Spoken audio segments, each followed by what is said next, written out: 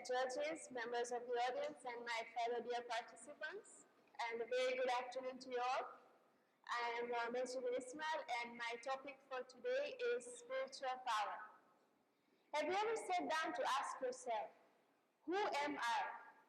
What am I? Am I my name? Am I my physical form? Am I what I do? The essence of a human being is their spirit.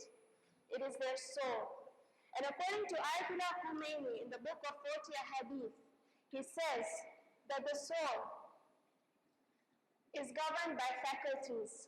And we have 4 faculties: faculty of intellect, faculty of anger, faculty of imagination, faculty of desire, and any other hidden, visible, and invisible faculties. From all these faculties, we have the faculty of intellect, which has the supreme control over all the other faculties, visible and invisible faculties. So why are we talking about faculty of the intellect?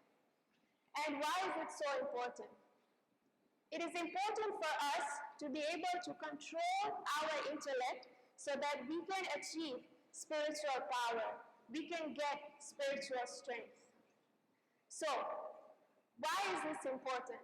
Therefore, if the faculty of intellect employs all the other faculties towards the wrong direction, you will see that if you look at the scale, the goodness and rationality will be subjugated by the rest of the faculties.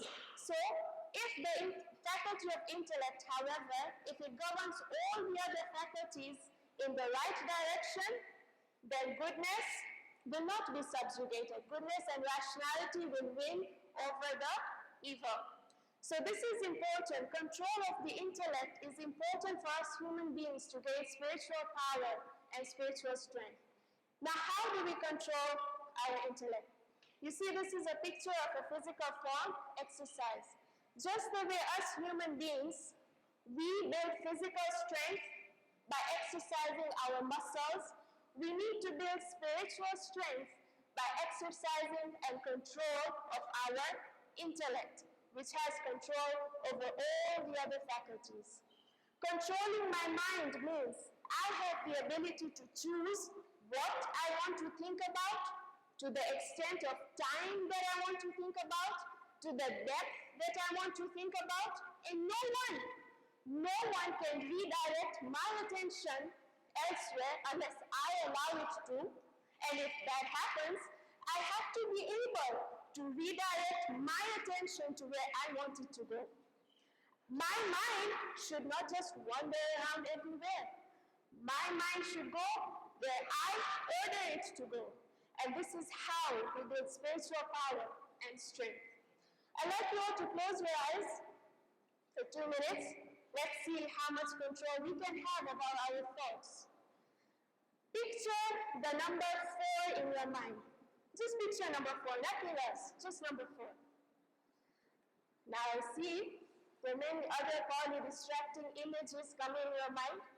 Maybe the image previously on the slide, maybe other thoughts that is clouding the number 4. But as you exercise your mind, these thoughts will declutter. You keep pushing them away. The thoughts will come, the distractions will come. You keep pushing them away until the image of number 4 becomes larger, brighter, and bigger. And that's when you know you have control over your thought, you have control over your mind. I'll just give you an example. Just days ago, I teach Quran in Quran Kani, and I assigned my students for his competition, Surah Saf. I gave them 2 verses each, and there were 2 students. Instead of doing 2 verses in the midst of that chaos and noise, they did 10 verses. 10 verses seated right there. So, why do we need spiritual power? Once we have positivity in our mind, we emit positivity, we build spiritual strength, we build resilience, character strength, resilience. And what happens when we have positivity and have control over our thoughts? We make our minds a beautiful place to live in, the place we live in the most, our minds. What happens when our minds become the most beautiful place to live in? The world around us becomes also a beautiful place to live in. Let us clear the clutter of our mind. Let us have control over our mind and make our minds a beautiful place to live in so that the rest of the world becomes a beautiful place to live in. Thank you.